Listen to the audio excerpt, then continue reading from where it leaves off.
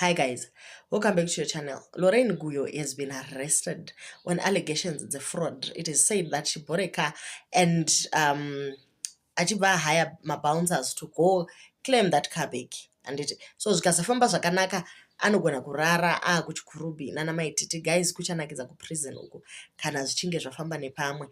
She appeared to High Court today kuti anoudzwa mhosva yake. So we don't know exactly what is the reason behind the arrest, because akaposta iye akati handivhoteri benzi.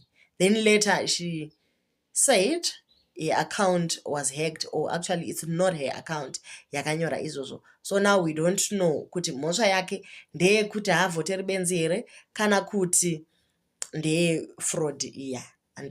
So guys, please leave your comments down below. What do you think? We'll also bring you more news. Please don't forget to like and subscribe and hit the notification button kuti patinozoposta nyaya iyi muve the first people to know.